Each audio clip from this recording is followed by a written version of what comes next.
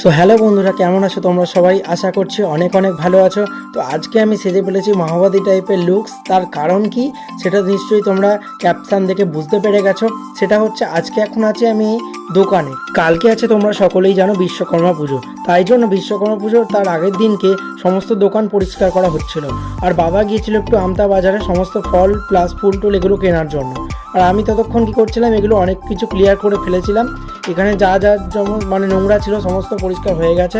আর আমি আর একটা কাকা ছিল, দুজনে মিলে আর কি করছিলাম। তো পুরোপুরি অল ক্লিয়ার, একদম কমপ্লিট। অনেকক্ষণ ধরেই পরিষ্কার পরিচ্ছন্ন হলো। প্রচুর নোংরা ছিল, যেহেতু বছরে একবারই বেশিরভাগ পরিষ্কার করা হয় পুরো দোকানটা।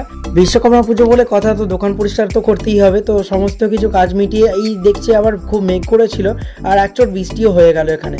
তো বৃষ্টি হওয়ার পর আবার দেখি রোদও উঠে গেছে। তো কি আর করা যাবে, ওয়েদারের কথা সেটা আমিও বলতে পারবো না, একমাত্র ভগবানই জানে।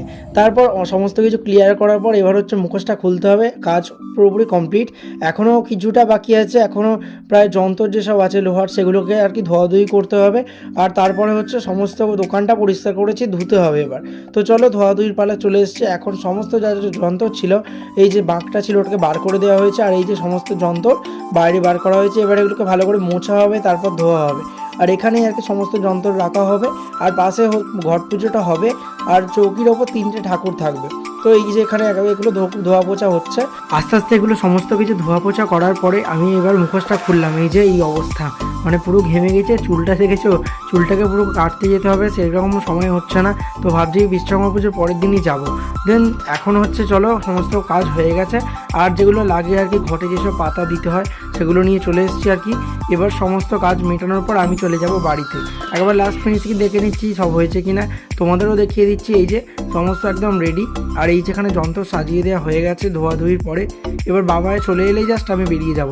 তার কারণ হচ্ছে বাড়িতে আরও এক্সট্রা কাজ আছে। তার কারণ বাড়িতেও বুড়ো রান্না আছে, সেগুলো কিছু কিছু কাজ করতে হবে। আর ভাই বাড়িতে আছে, আরও পরীক্ষা, সেই জন্য সমস্ত কাজ করতে পারবে না। তাই জন্য আমি যাচ্ছি এখন বাড়িতে, মাছ টাছ নিয়ে চলে যাচ্ছি। কারণ বুড়ো রান্না যেহেতু মাছটা বেলাতেই আনা হয়েছে। এবার যাচ্ছি বাড়ির পথে।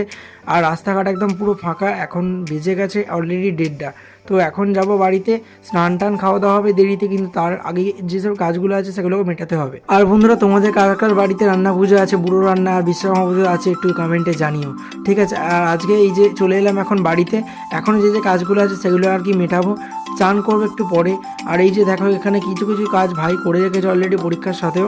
এই যে এখানে চৌকিটা ধুয়ে রেখেছে, প্লাস এই যে সমস্ত সবজি ধোয়া অলরেডি হয়ে গেছে।